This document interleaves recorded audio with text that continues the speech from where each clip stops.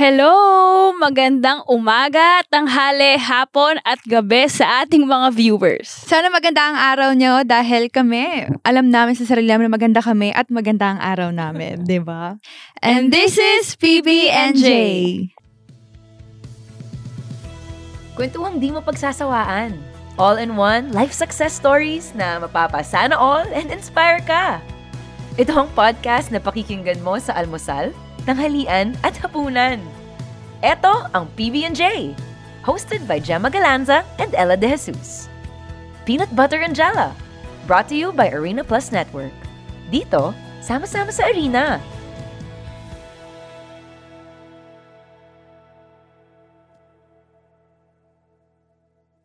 Anong klaseng bata ka? Feeling mo? Ako? Kung i-describe mo yung self mo nun.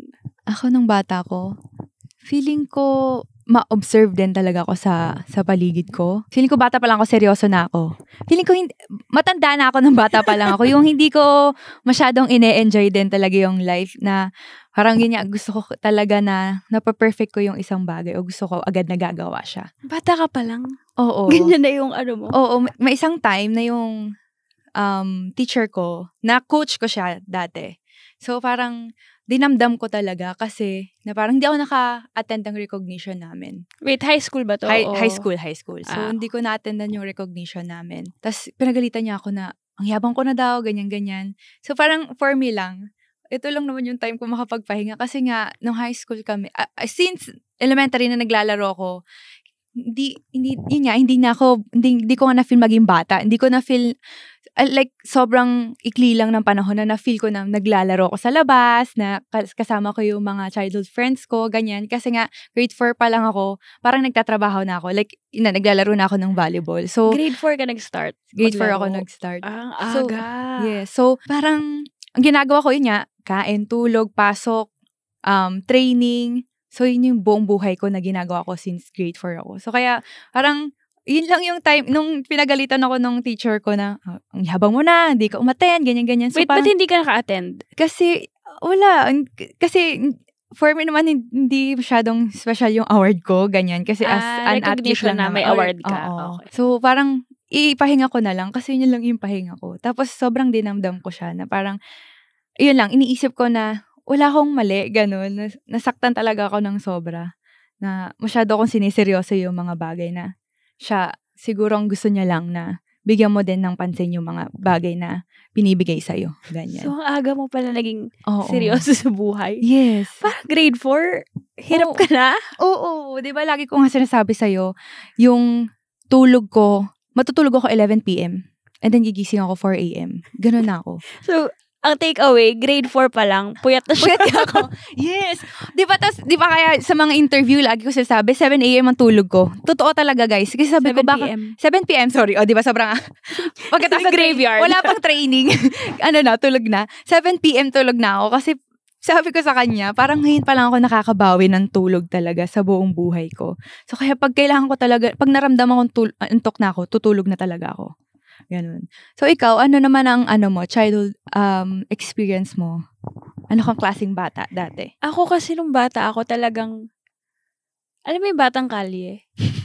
Okay. Hindi naman yung hindi naman yung mamamalimos. Pero, ganun ako. Kasi lagi akong, yung memory ko nung bata ako, lagi akong sinasama ng mami ko sa, parang sa bayan ng lola ko. Tapos sa bayan ng lola ko, nandun yung mga pinsan ko. Looban yun eh. So, pwede ka talaga maglaro dun sa kalye. Kaya yun yung natatandaan ko talaga. As in, yung mga Chinese garter, patintero, langit lupa. Di ba? Ganun yung mga laro. So, talagang uwi ako, sobrang dumi ko, sobrang dusing ko, papagalitan ako ng mami ko. Ba't di ka ba naliligo? Anong oras na, ganyan? Pero na-experience ko naman yan. Di ba, nakakwento ko sa'yo yung, competitive na rin ako ng bata ko. Kasi syempre may mga friends nga ako, di ba? Kami, halos lahat kami magaling sumayaw. So, nakwento ko sa kanya, dun sa street namin, hindi naman kaaway, pero alam mo yun, may mga ganong eksena kayo ng bata na parang, hindi nyo bet yung grupong yun. So, parang kaaway nyo sila. So, pag Christmas, meron kaming contest talaga sabi ko, gagawa tayo ng steps. Ganito ang sasayawin natin. Ako ang leader talaga. So, ganun Ano ako. to, dancing? Oo, sayaw talaga. Tapos talagang gagalingan namin. Tapos pag di ginagalang kasama ko, ako gagalingan ko. Kasi gusto ko manalo kami, ganyan. Kaya ka Tas, pala ganyan? Oo. Tapos, kaya hindi talaga ako masaya. I mean, hindi ko na-enjoy halos lahat. Kasi nga, competitive, sobrang competitive, ganyan. Tapos masyado akong siniseryoso yung mga bagay na hindi ko naman dapat seryosohin, ganyan. So ako, parang feeling ko, kasi sinasabi nila, di ba ngayon, bully ako. Bully So ka parang sinasabi mo, bully ka ba ng bata ka? alam nyo guys, hindi ako bully. Parang ang dami ko ang naranasan na ako yung yung nabully before. Pero hindi naman yung OA na mga napapanood natin sa TV. Pero parang naranasan ko din yun. Kasi di ba dati, nung mga bata tayo, uso yung isang grupo kayo magkakaibigan, tapos may isa kayong galit. Tapos pag kinausap mo siya, ay, galit ka na rin namin kasi kinausap mo yung Alam, ganyan ka. Hindi ako yung leader. Ako nga yung laging galit nila. Ay, ikaw ba yung galit nila? Tapos naalala ko pa dati, ayaw nila ako isali sa volleyball kasi sasampid ko lang daw yung bola. Hindi ako marunong. Yung ganun. Tapos mga kapatid ko pa, dahil ako yung bunso. Binubuli ka. Oo, di ba nga, kwento ko sa'yo, may tent sila, tapos pagpapasok ako sa tent, sasabihin ng kuya ko, what's the password? Tapos pag nahulaan ko yung password, sasabihin niya, ay, iniba na namin. Diba? So parang, ayoko na iiwan talaga nung dati, nung bata ako. Ayoko na iiwan sa bahay namin nang wala yung parents ko. Kasi, dati kasi yung parents ko, every night, umaalis yan sila, nagbabadminton. So, kunyari, alis sila ng 7 p.m. Umuwi sila, madaling araw na talaga. Mga 2 a.m. hanggang 4 a.m. So, parang nung time na yun, pag naiiwan ako sa bahay, hindi ako makatulog. Tapos gusto ko sumama sa kanila, pero hindi nila ako pinapayagan sumama kasi lagi sasabihin, bawal bata doon, ganyan, mapupuyat ka. Kaya feeling ko na, kakaintay ko, puyat din ako. Kaya siguro hindi ako tumangkad. Yung kuya mo, may height naman din. Diba? Ako yung pinakamaliit sa amin. So, yun, ganun yung naranasan ko nung bata ako. Pero, masasabi ko naman na minahal ka naman ako. Hindi, kasi siguro bunso ka. Ganun yung bunso nabubuli talaga. Ako ang bully sa magkakapatid. Ako yung lagi nagpapaiyak kasi mahilig ako yung lagi ding nagpapatawa. Ako din yung lagi nag-iinis sa kanila. So, I think sa bunso talaga yung ganun. Kasi sobrang cute, ganyan. Tapos, syempre, bata, yung susunod lang talaga sa'yo, ganyan. So, isipin ko na lang cute ako, ganyan.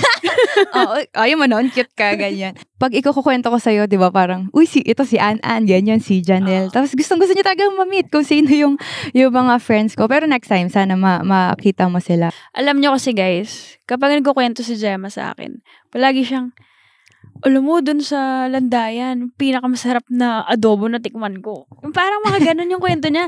Dun sobrang sarap ng halo-halo.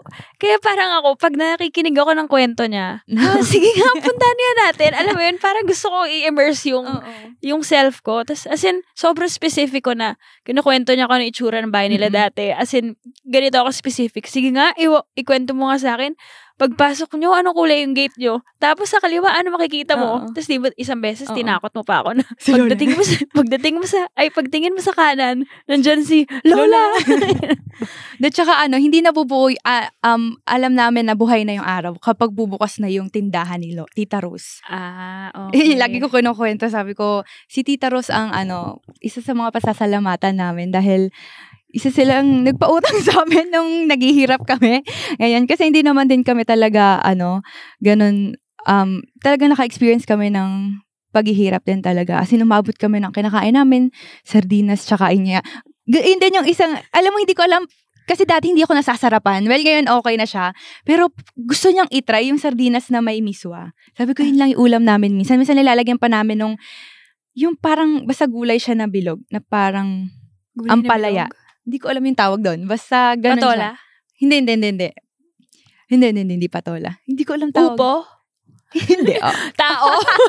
Hayop pa to? Hindi. Basta yun. Tapos, as in, guys, dati, umaabot yung ganun, 2-4 na page na ganito siya. Di ba yung intermediate na paper. Hahatiin yun sa 2.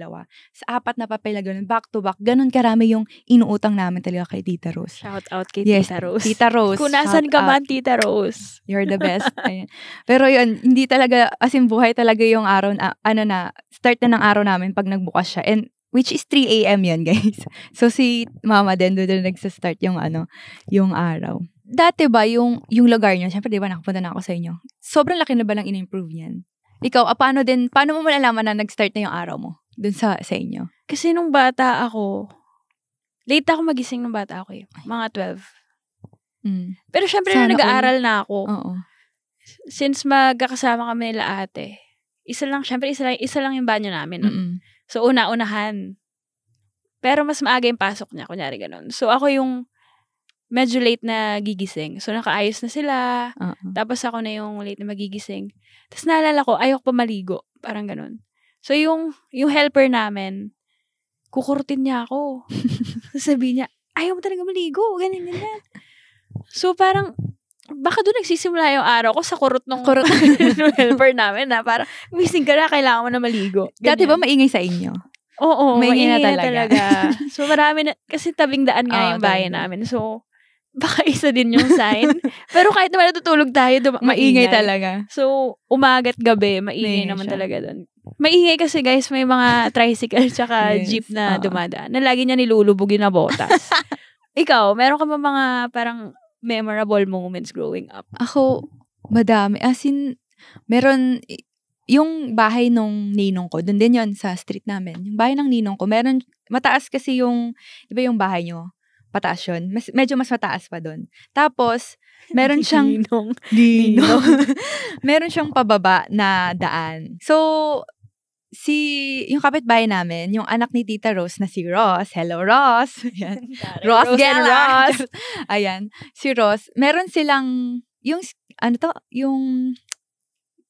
skateboard. Hindi. Yung shoes ba na, anong tawag doon? Rollerblades. Ayan, meron siyang rollerblades. So, hinahiram ko. Marunong naman ako nun, guys. Pero, syempre, ayaw nga magpatalo ni sis. So, nung rollerblade siya, umakyat siya dun kay tito. Sabi niya, ganito, gawin mo, ganyan. So, ginawa ko din, sis. Ending, mukha ko yung nauna. Kasi asin talaga pag ganun siya. So, di ba? Ayaw ko talaga. Minsan, malungkot yung mga kwento mo ng bata. Palagi ako nasasaktan, no? Oo, tas hahabol na ako ng aso, ganyan. Pero, sa pinaka-funny na-experience ko sa kapatid kong si Mafe. Sorry, Mafe, kung meron na akong mga ilalaglag sa'yo. Ayan. Pero kasi, lagi ko rin ito sa kanya. Kasi kami yung close, kami rin yung lagi nag-aaway. So, may isang time na tinakot ko siya, ganyan. So, sobrang haba kasi na hair ko dati. Yung, as in, buhok ni Sadako, na ganun kahaba. Tapos, pag ginano mo, sobrang talaga nakakatakot. Kaya ko kasing gayahin yung ganun-ganun niya. Tapos, tinakot ko siya talaga. Tapos, bigla na lang siya naihi. Tapos, as in, nakagalan siya. Ay, naihi na ako. Ganun siya. Tapos, as in, imagine niyo yung face niya. Sobrang cute niya. Pero matatawa kasi, yung experience, yung expression niya na naihi siya. As in, ilang beses yun, guys, na napapaihi siya lagi sa takot, tsaka sa kakatawa. So, kamusta ka naman as, student athlete? Since elementary, high school, tsaka college, may nag-improve ba sa'yo hanggang nag-college ka? Ako kasi as a student athlete, hindi ako masyado maraming friends, pero meron akong group na consistent. Feeling ko bida-bida ka. Ikaw bida-bida siya sa school. Ganun ba yung vibe? Hindi ako bida-bida. Pero ako yung tipong mag-aaral ako pag kailangan. Yung kunyari, pag malapit na yung exam, or may kailangan paghandaan. Kasi nag-aaral talaga ako. Alam mo, na-experience ko lang yung parang yung pagod nung naglalaro na ako. Kasi, di ba kinakwento ko nga sa'yo na merong, pag kunyari nag-provincial meet kami, nag-kaa kami, as in wala kami sa ng ilang buwan sa class namin. Di ko kaya maging consistent. Mag-aral kasi nga napuputol pag naglalaro. Kasi nga volleyball is life din talaga ako noon pa. Ngayon, medyo nagsisi ako na hindi ko masyado natutukan yung pag-aaral ko. Kaya media training natin. Sobrang nag-enjoy ako nakikinig. So, ganun yung ganung klaseng pag-aaral na interesado ka talaga dun sa tinuturo ng teacher. na gustong-gusto ko ma-experience no, na hindi ko na-experience kasi pagod na nga ako. Papasok ako ng 7 a.m. to 3 or 4 dati, nung elementary, mga ganon, di ba? So, magti-training ako ng 5 to 8, ganyan, or ganon, mga 5 to 8. Tapos, yung elementary ako ganon. So, madali-dali pa nung elementary. Nung high school, doon ako medyo nag-struggle talaga kasi yung school ko, halos umaabot din ng 1 oras yung biyahe. Kasi traffic, ganyan, tas ang layo pa. So, kunyari ang class ko 7 a.m. to 5 p.m. Ganon minsan. So, magte-train ako 6 to 9. Makakauwi ako sa bahay, mga 10 or 11. Kakain pa ako, ganyan. So, matutulog na ako, siguro mga 12 na din, ganon. Tapos, saan oras ka gigising? Gigising ako ng 4 a.m. Wow, ganon. grabe. Kaya, 24 hours. Oh, 24 hours yung kaya bata pa lang ako, matanda na yung yung buhay ko. Pero, hindi naman ako nagsisi kasi hindi man ako ganon pinagpala sa academics. Pero, thankful ako dun sa mga natutunan ko, dun sa mga experience ko na yun. Since sinabi mo, di ba, parang grade 4 pa lang, nagvo-volleyball ka na. Ang aga mo nag-volleyball. Kailan mo, may point ba na na-realize mo na yan talaga yung path for you? Nung high school ako, dun ko lang siya mas na-embrace. Kasi na elementary nga, parang nag-enjoy lang ako talaga. Hindi pa ako masyadong competitive. Medyo pa lang. Onti pa lang yan, guys. Onti pa lang. Pero nung high school, dun ko na siya na-embrace na parang mas gusto ko pang maiangat pa sa paglalaro ng volleyball. Ang weird, guys, kasi si Ella, as a volleyball player, hindi siya nanonood ng volleyball. So, pag may sinasabi akong, kilala mo ba to? Sino yan? Ganyan. Sobrang weird talaga. Pero kasi hindi naman talaga siya volleyball player na umpisa. Badminton siya. Diba? Pero yun, ganun ako. Napapanood ko na sina Bernal, ganyan, sina Adamson, Sugudini, yan. Nanood ako ng live. Ganun ako kakalab ang volleyball. Talagang gusto kong manonood. Tsaka mga international. Dati merong AAVC ata dito. Korea, Taiwan, ganyan. May napanood na rin ako. Sobrang sayo ko talaga. As in, sabi ko, sana after ilang years, ganito na rin yung laro ko. Sana naglalaro din ako sa ibang bansa, ganyan. So, medyo na dan talaga ako sa volleyball. Napamahal na ako. Baka kita mo na nga yung self mo dun.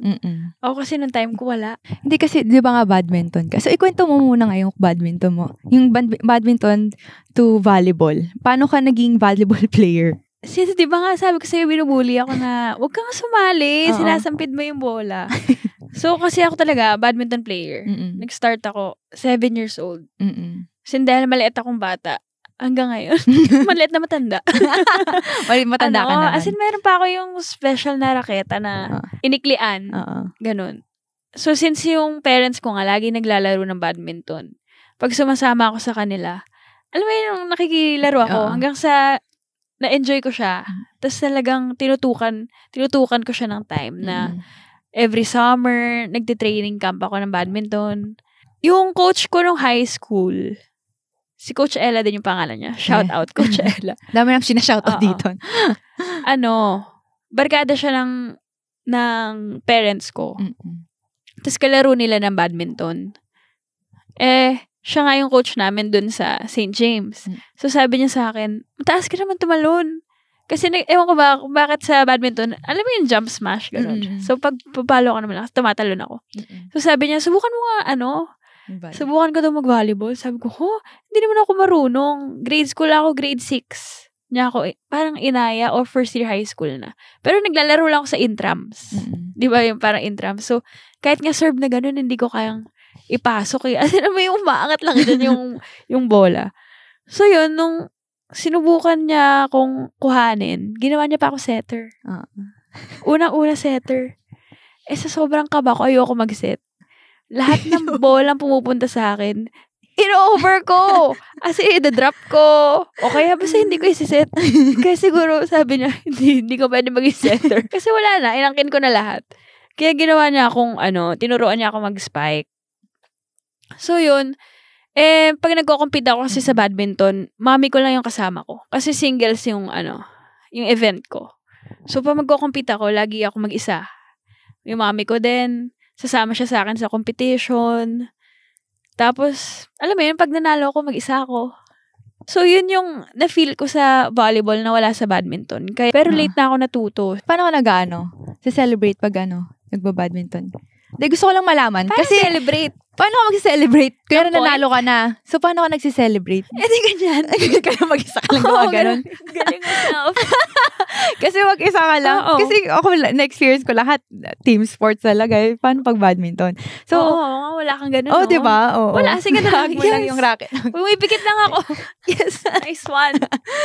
Okay. Ganun. Okay, so dahil naging volleyball ka na ngayon, volleyball player ka na talaga, gano'ng kalaki yung pinagbago ni Elle noon sa Ella ngayon?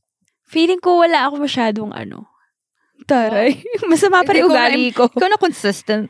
Hindi kasi nga, di ba sabi ko sa'yo, yung group of friends ko, consistent from grade school to high school, ganyan. Ito lang yung grupo ko.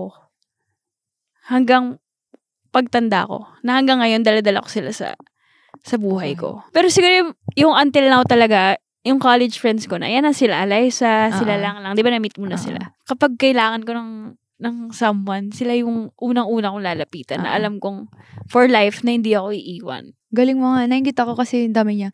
I mean, on teen na yun for her. Pero sa akin, ang dami na nun. Ang hirap. Bata pa lang, medyo mahirap na. So, feeling mo ba, mas na-handle mo na yung sarili mo ngayon? Super. Wow, kala mo to. Confident.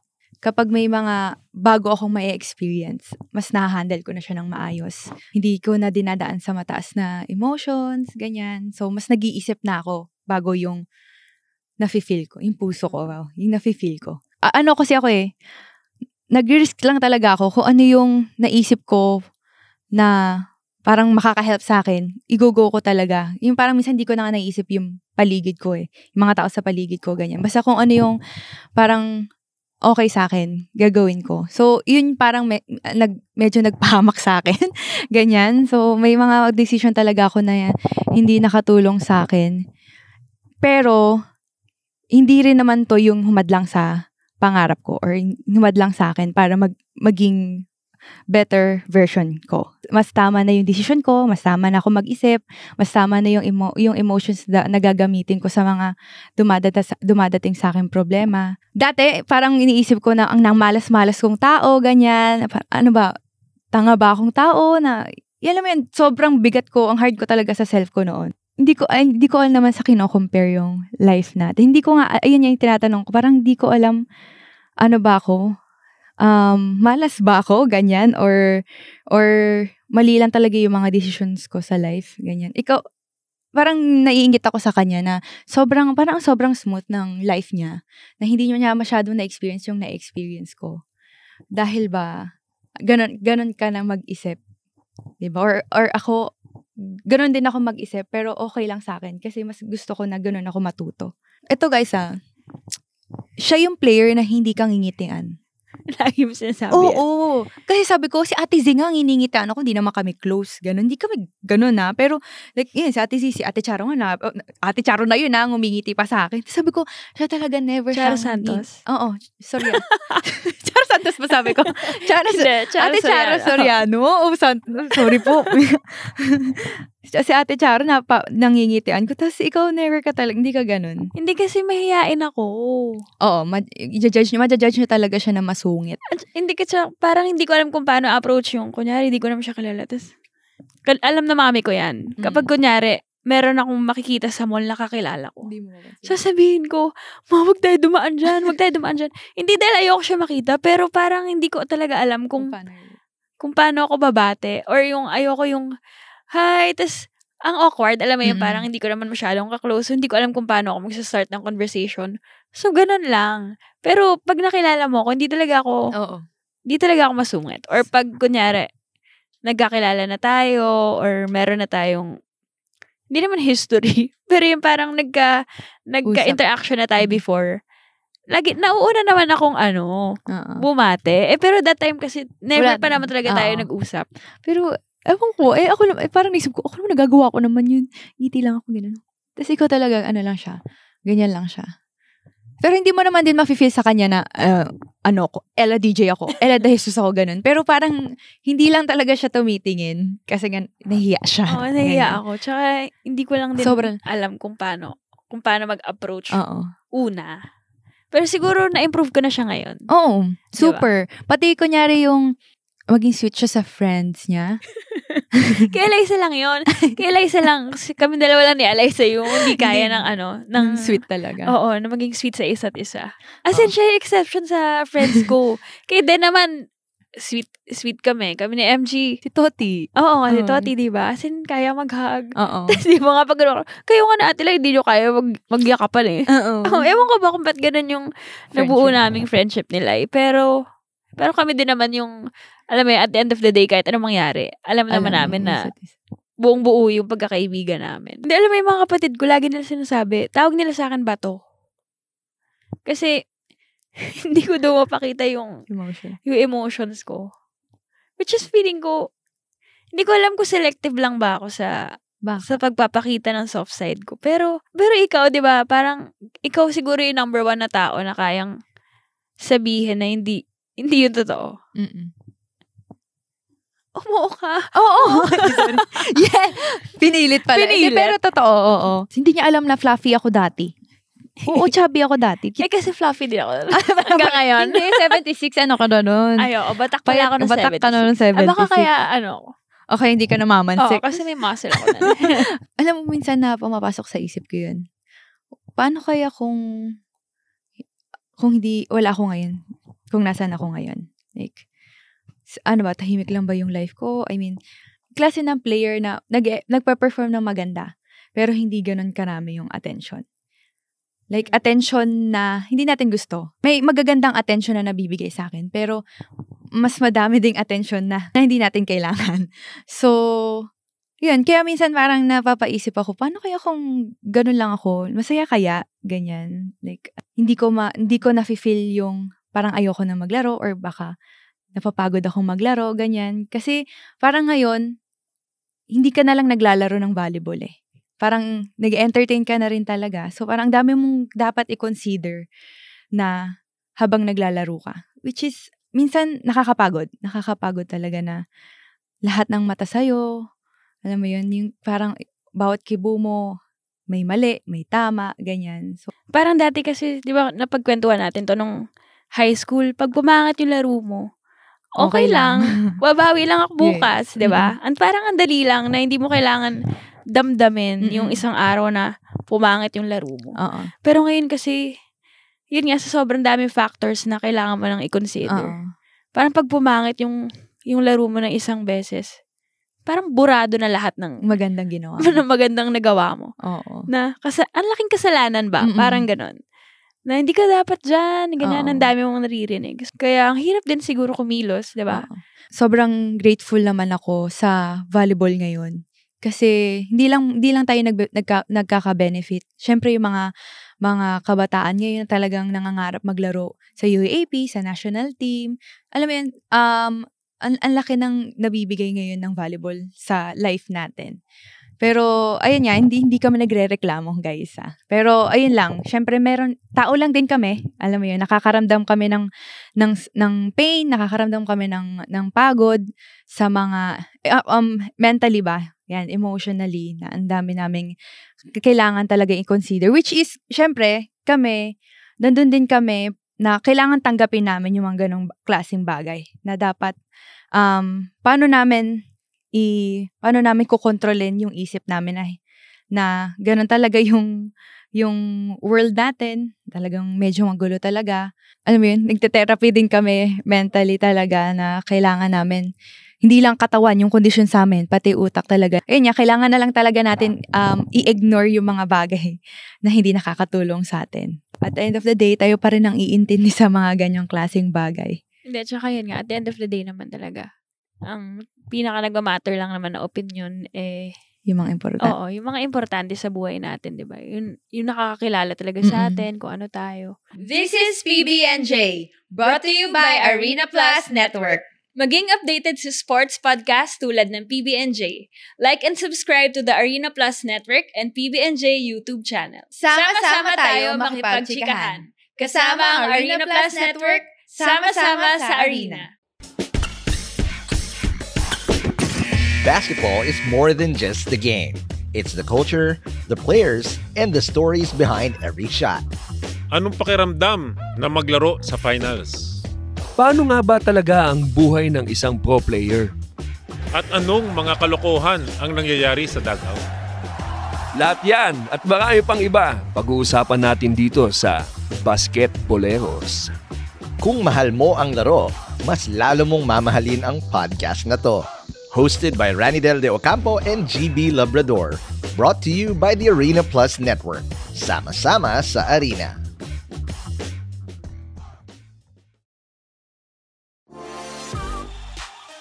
From buzzer beaters to blockbuster trades, this is your front row seat to the NBA. Here at Pinoy Step Podcast, we go deep into every play, every move, and the insider stories you won't hear anywhere else.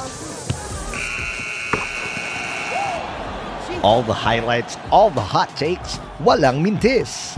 This is the Pinoy Step Podcast, powered by the Arena Plus Network. Sama-sama sa arena.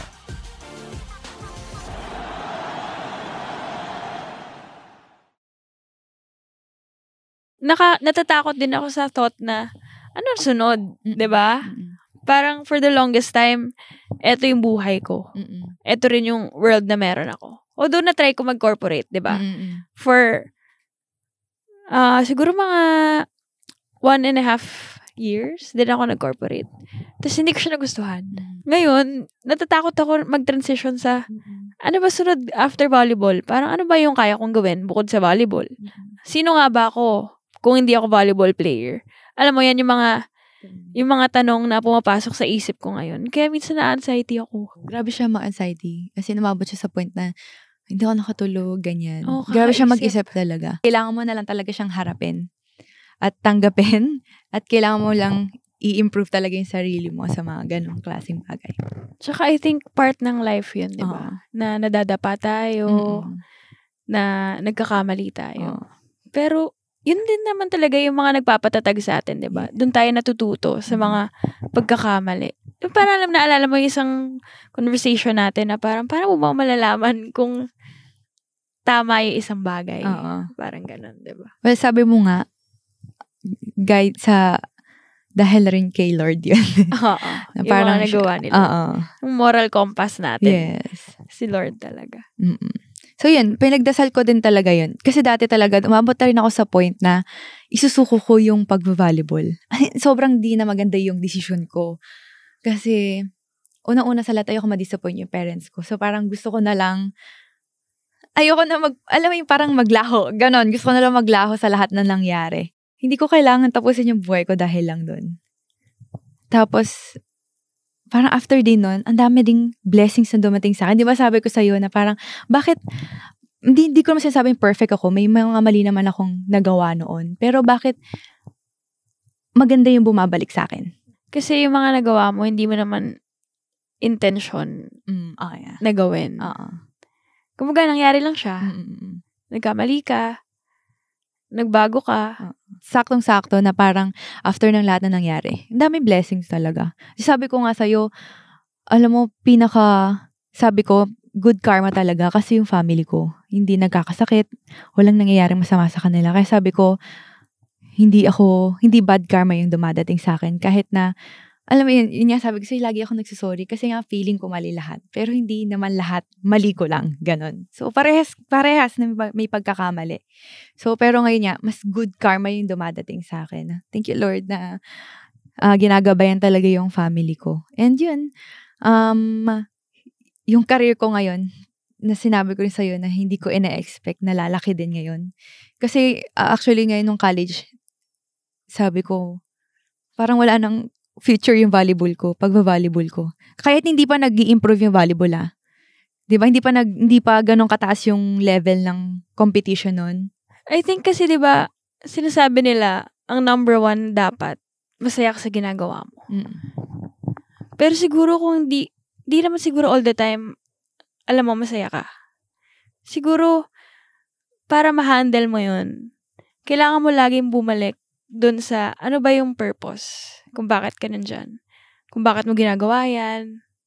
Tapos, isipin mo na lang siguro kung ano yung mga positive things na nabibigay nung bagay na yun. Kunyari, sa paglalaro, hindi naman tayo laging masaya, diba?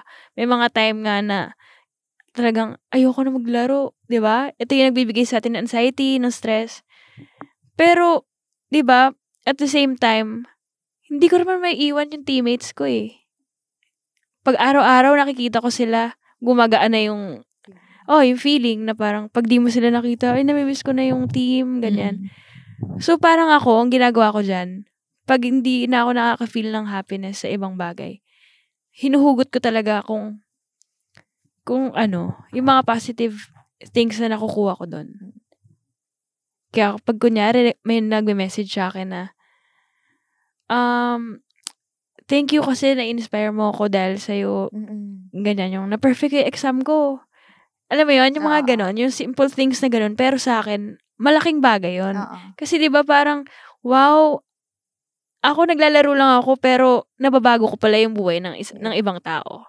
Diba? So for sure, ganon din yung impact mo. Lalo ka na sa ibang tao, diba? Talagang parang, ikaw yung nagigiriso nila para tuparin nila yung pangarap nila. So ako yan lang lagi ko binabalikan, yung purpose. Kung bakit ako nandito, ano ba yung mga bagay na totoong nagmamatter. So ikaw ba, sa tingin mo ba, ikaw yung type na na pag may na-feel akong problema, ayoko na? Or ikaw yung sinasagad mo yung sarili mo to the bones? Hindi, sa inyo talagang alam mo yung mararamdaman mo lahat bago ka sumuko or bago mo sukukan yung isang bagay? Minsan naman, meron naman akong bagay na sinusukuan ko na agad. Ang galing nga kasi minsan kaya kong gawin yun, pero may mga bagay na hindi ko kayang sukuan agad. Yung as in yun, to the highest level talaga na na kaya kong isagad yung sarili kong, yung mapagod talaga ako, alam mo yung ibigay ko na lahat, alam mo yun, yung magkakandakuba na ako para lang talaga maramdaman ko pa yung sarili kung pagod na ako na tama na, ganyan.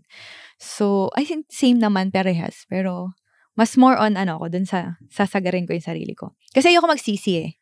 Ayoko magsisi sa huli na hindi ko trinay.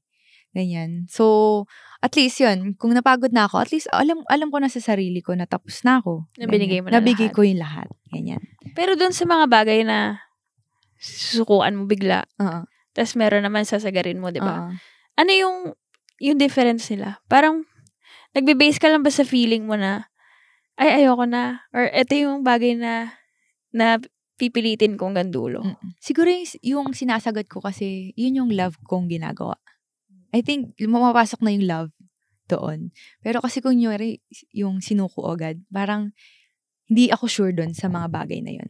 Mababaw lang for you. Mababaw lang siya for me. Pero pag love na talaga, may talagang passionate ka dun sa bagay na yun, parang dun na talaga kailangan kong isagad yung sarili ko bago ko mapapagod. Ganyan. Na-feel mo na ba ever napagod ka sa volleyball? Kasi love mo yung volleyball eh. Hindi ako napapagod sa volleyball. Napapagod ako sa world ng volleyball. Ganyan. Pero super love ko volleyball. Naiiyak nga ako minsan. Di ba nga sabi sa'yo, hindi ko alam kung paano ko susuko yung volleyball. Parang, naiisip ko lang, titigil ako if pagod na yung katawan ko. Pero yung puso ko, pag hindi pa napapagod sa paglalaro ng volleyball, hindi ako titigil. Yung ganun. Pero yung katawan ko, ganyan. Kasi ayoko rin naman titigil ako ng volleyball na uugod-ugod na ako, yung hindi na ako makatayo, yung sakit-sakit na ng lahat ng katawan ko, di ba? So gusto ko matatapos din yung volleyball ko na healthy ako, ganyan. And ayun niya, happy pa rin ako, ganyan. Pero, yun, ang hirap. Hindi ko nga alam talaga kung paano ko i-break, paano ako makikipag-break sa volleyball. Ganyan. So, yan ngayon, lagi ko sinasabi sa'yo na isa sa mga bagay na ina-admire ko, di ba? Kasi, bukod kay Alyssa, siya lang din yung isang tao na nakita ko yung grabe talaga yung passion niya sa paglalaro. Hindi, tsaka nakikita ko talaga kung gaano ka pinapasaya ng volleyball. Super.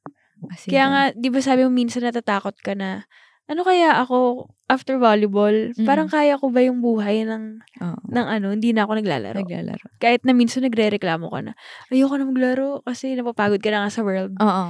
Pero at the end of the day, hahanapin mo pa din yung volleyball. Savings, health, career, love life, and family. So, paano mo sila i-rate? Oh, no. Siyempre, number 1 yung family ko. Ever since. Kasi, parang lumaki kasi ako na very close kami sa family. Siguro dahil na rin sa growing up, nasa isang kwarto lang kaming lahat. Parang nagkaroon kami ng sariling kwarto. College na ako. Or tapos na ata ako mag-aral, ganyan. Ay, hindi, nung college kasi nagdo-dorm na ako. So, sila kuya nag-work na din. So, parang very close ako sa family ko talaga.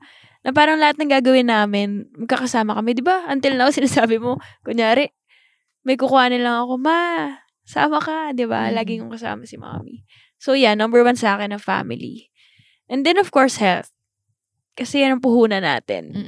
Hindi lang sa pagiging atleta, pero yung buhay natin, di ba? Kailangan natin ingatan, ganyan. So, kung hindi tayo healthy, wala rin tayo magagawa.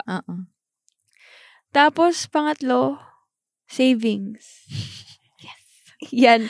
Hindi na ako magpapanggap talagang pangarap natin maging mayaman lahat, di ba? And madali yung buhay naman kapag meron ka talagang savings kasi feeling mo magagawa mo lahat. Yan. Siyempre, kapag nakasave na ako, baka kaya ko na rin gumawa ng career out of it, di ba?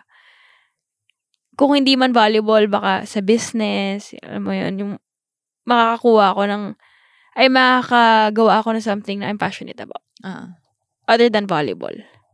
And then, syempre, kapag stable na ako, tsaka love life, pwede na ako mag-settle down.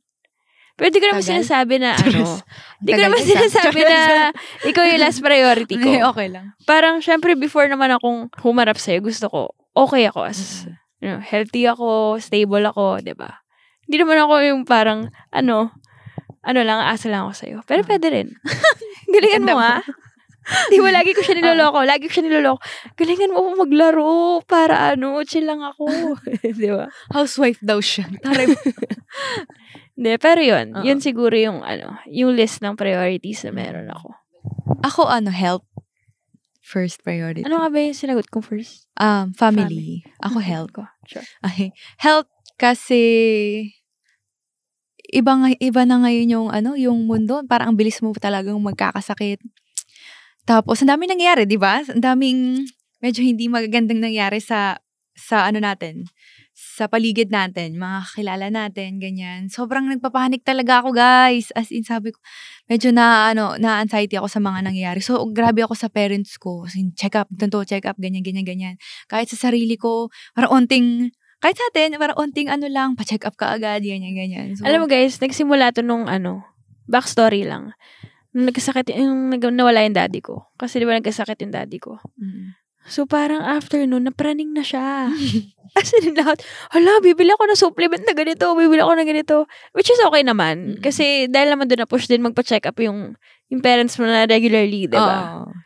So ganun siya kapraning pagdating sa health. And if hindi nyo kilala si Gemma, number 1 din sa kanya talaga yung recovery, guys. Pagdating ng paglalaro. As in, priority na yan. Kahit puyat na siya, kailangan pa rin niya mag-Normatec. Kung alam niyo yung Normatec, yung compression sa legs. After ng game, matapos kami, oras na ba? 11 p.m. Ganyan. Tapos may training kami gigising kami ng 4:30 a.m. Kahit puyat na yan, di pa yan matutulog agad, basta kailangan niya mag-Normatec. So, ganun lang siya. Ganun siya talaga as an athlete and priority. Kaya, health talaga ang number 1 for you. Yes. Tapos, savings. Second. Please naman. Savings kasi, nag-help pa rin ako sa family ko. Ayan, kasi, ewan ko, kasi dati nga hindi naman kami talaga well-off dati. As in, naka-experience talaga kami ng hirap talaga sa buhay na ito lang kakainin talaga namin. So, hanggat meron akong maibibigay sa family ko na gusto kong i-spoil talaga sila, bibigay ko talaga sa kanya. Minsan siya na nga nagagalit sa akin kasi parang hindi ko na nababalance yung savings ko kakabigay ko sa kanila. So, ngayon naman na medyo nababalance ko naman na. So, yun. Pero hanggat may kaya akong ibigay sa kanila, ibibigay ko sa kanila, ganyan. And syempre, yun, gusto ko rin naman maka-experience sila ng mga travel sa ibang bansa, ganyan. And syempre, savings din kapag kunyari may mga emergency. Kunyari, may mga hindi tayo na-expect, may mga hospital, ganyan. O, di ba, may utang, kunyari, may utang si ganito, hindi nabayaran. Sana naman wala loon eh. May mga ganun lang. So, gusto ko lang na hindi ako iiyak sa huli na wala akong maibibigay or wala akong mailalabas. And syempre sa sarili ko din and sa future natin. Charis! I'm ready. Tapos third, family, syempre, family. Ay, wait lang. Career muna pala, sorry. Nagbago isip niya. Career. Sorry, Nanay Fe. grabe ang ko sa volleyball ngayon. Parang nagsiselos na nga si Ella. Hindi, peak mo naman kasi ngayon. Oo. Kaya naman okay na ngayon masukuan. Kasi talagang, kayang-kaya mo pa eh. Nandun ka pa sa peak mo. Sana nga, nasa peak pa, ganyan. Diba? Pero, ayun, career talaga. And yun yan, nag-enjoy pa ako sa volleyball. So, third siya sa priority. Kaya yun naman din yung dun ko naman din nakukuha yung mga, blessings. Yan. Ngayon na hindi pa tayo nagawa ng hindi pa tayo ang priority ngayon. Hindi pa tayo ang priority. Wala, ang saya kasi, di ba? Sabi ko sa'yo, pag nakikita ko, naiiyak ako minsan kasi, alam mo, bibilang ko lang. Kunyari, i-order ako ng mang inasal. Kunyari, hihirit yan, Jem, mang inasal. Tapos bibilhan mo. Sobrang saya nila. Yung ganong happiness na makikita mo sa family mo. Na dati, hirap na hirap kayo, di ba? Parang ikaw nga, hingi ka lang piso, hirap na hirap ka pa, di ba? So, ngayon na, ikaw na yung meron, ang sarap sa feeling na ikaw naman yung nag-give back sa family mo. Di, tsaka swerte tayo sa family natin. Kasi, hindi, parang, andyan sila, hindi naman nila tayo nire-require na, magbigay ka ng ganito, magbigay ng ganito. Mm-hmm. Kaya, ang sarap nila lalong bigyan, di ba? Mm-hmm. And to be fair, hindi naman ako nagagalit sa'yo na, nag-defend niya sarili niya. Teka lang binabahan niya ako eh. Hindi, kapag, nung time lang na yun kasi, di ba, nag-rant ka, na parang, bakit parang wala ako naiipon eh, nahihirapan na ako ganito. Tapos sabi ko lang, i-manage mo yung, expenses. Baka hindi mo naman kailangan tong ganyan. Hindi naman ikaw dapat lahat ganito. Diba? Yun lang naman. Baka sabihin nila, ikaw pala yung hadlang sa, Hindi. Kasi siya nag-awak ng savings ko. Ilalagay ko sa savings ko. And then yung last, syempre yung love life. Diba? Sorry kung last ikaw. Gumanti ka. Gumanti ako. Hindi, pero alam naman namin yun, napag-usapan naman namin yun na hindi kami yung unang priority sa isa't isa. Pero hindi naman ibig sabihin nun, kakalimutan namin yung isa't isa.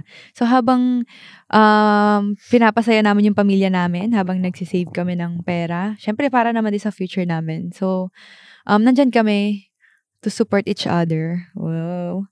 And, syempre, nandun pa rin yung love, yung respect, ganyan. Habang, may tungkulin pa tayo sa ibang bagay. Okay. So, at this point in your life, ano yung pinaka-kinakatakutan mo? Ikaw. Ikaw kaya nakakatakot? Ako kaya nakakatakot. Kinakatakutan ko. Well, sinabi mo na yung nag-end yung volleyball career ko. Sobra talaga. Di ba meron tayong media training na naiyak ako? It's about accepting your life as a celebrity. Oo. Na parang, kahit gaano mo isuka yung mundo ng pagiging celebrity, kailangan mo tanggapin na kasama yan sa mundo mo. Parang ganun. So, ganun din yung boses. Ayun, ganun yung tama. So, yan yung kinakatakutan ko. Isa sa nakakatakot din, syempre, alam mo yun, nagustuhan mo din yung attention ng tao sa'yo. Magandang attention, guys. Okay, malito. Yung magandang attention sa'yo. So, syempre, maging honest din tayo sa sarili natin na magdadating tayo sa career natin na bababa ka. Madaming papasok na mga players na mas magaling sa'yo, na mas bata sa'yo, mas matangkad pa sa'yo, ganyan. Talagang mas lamang talaga sa'yo sa skills, ganyan. So, parang nakakatakot na baka makalimutan ka na, ganyan, di ba? Kasi, kanya-kanyang panahon. Oo, di ba? Parang minsan iniisip mo, Maaalala pa kaya ako pag gantong panahon na, di ba, na ang dami ko rin naman nagawa for volleyball. More than as a volleyball player, di ba? Yung impact na nabigay mo sa life ng mga tao. Kung paano mo sila in-inspire, natulungan to pa rin yung mga pangarap nila. So, ikaw, maliban sa akin, ano pa yung mga kinakatakutan mo? Ay, ano yung kinakatakutan mo? Well, number 1 nga, yung bukod sa, hindi ko alam kung anong... Akala ko ikaw kasi tumuro ka. Number 1 sa Gemma. Akala ko ako talaga. Bukod sa'yo. Well, natatakot na ako after volleyball. Kasi hindi ko talaga alam kung ano ba, what's next. And since, isa na lang yung parent ko, yun ang pinaka, parang takot na takot ako pag mawala yung mami ko. Uy, baka naiyak. Hindi kasi parang, after naman pamula yung mami ko, wala na. Diba? Parang kaya ko kaya yung ganong life na ako na lang lahat magdedesisyon. Diba? Parang, matanda na ako. Pero syempre, iba pa din naman na andyan yung magulang mo, diba? Parang kahit gaano tayo katanda, babalik tayo dun sa mommy, iba pa rin yung mommy, iba yung daddy, gano'n. So yun yung parang greatest fear ko now. Pag nawala na yung parents ko. Ako, tumatak talaga sa life ko na sa sobrang daming nangyari talaga sa life ko na aabot na sa point na talagang isusuko ko yung isang bagay dahil lang doon sa problemang yun. Pero ngayon, nandito ako sa harap ninyo, ayan, nakangiti at nalagpasan lahat ng problemang yun. Diba? Parang tatawanan mo na lang talaga yun na, hala, nangyari sa akin yun? Parang, paano ko nalagpasan yun? Kasi dati, pag na-experience mo yun, nandun ka talaga kala mo nandun ka lang forever. Hindi mo na siya malalagpasan, as in. Pero ngayon, tatawanan mo na lang siya, tapos nakakwento mo na siya ng free ka, hindi ka natatakot, ibang Gemma Galanza na to, Jessica Margaret Galanza, and iba na. At yun nga, mas strong, mas nag-iisip, mas nakokontrol yung emotions. Ayan. Taray ni Jessica. And thank you. Ay, ikaw, ano yung mga realizations mo sa lahat ng mga na-share natin ngayong araw? Number 1, nag-agree ako dun na lahat lumilipas. Yeah. Kasi ang dami ko ding moment sa buhay na parang, matatapos pa kaya to? Alam mo yun, yung ganong pain. Pag nandun ka sa moment na yun, kala mo, never ending. Oo. Tapos ngayon nga, pag banalikan mo, parang, ay, okay, paano ko nakaya yun, diba? Na parang, ngayon, okay na ako. So, lahat talaga lumilipas. Pero siguro now, at this point in my life, ang pinaka-realization ko is, napakalaking bagay pala na matanggap mo yung sarili mo para maging masaya ka. Yes. Kasi ako, ang tagal kong kinip sa self ko yun. Alam mo yun? Kung ano ako. Ang tagal kong nag-struggle doon sa part na yun. Na ayokong, parang hindi ko matanggap sa self ko na, bakit ba ganito ako? 'Di ba? So parang, dati, nung time na yun, iniisip ko, magiging masaya ba ako ever? Or dadating ba ako sa point na inggit ako na sila, sobrang free nila. Free nila magmahal, ang free nila i-express yung self nila kung ano sila. Tapos ako, parang lagi lang ako nakakulong sa takot na, ano sasabihin sa akin ibang tao? Kaya ngayon, sobrang free na ako. And I'm very thankful sa my family ako and support system na ganyan ka-solid. Kaya rin sobrang gaan ng puso ko ngayon. Ayun lang yung realization ko. Na huwag ka mabuhay sa takot. So guys, sana may natutunan kayo sa realizations namin. And sa susunod nating episode, sana ay abangan nyo dahil madami pa kayong matututunan. And syempre, may mga guest pa tayong mga aabangan nyo. Sana din mas nakilala nyo talaga kami off the court, kung sino si Jessica Margaret at si Jorella Marie na hindi volleyball player. So, ganun din yung gagawin natin sa mga guests natin. So, abangan nyo. And sana nag-enjoy kayo today. And this has been PBNJ, Peanut Butter and Jella.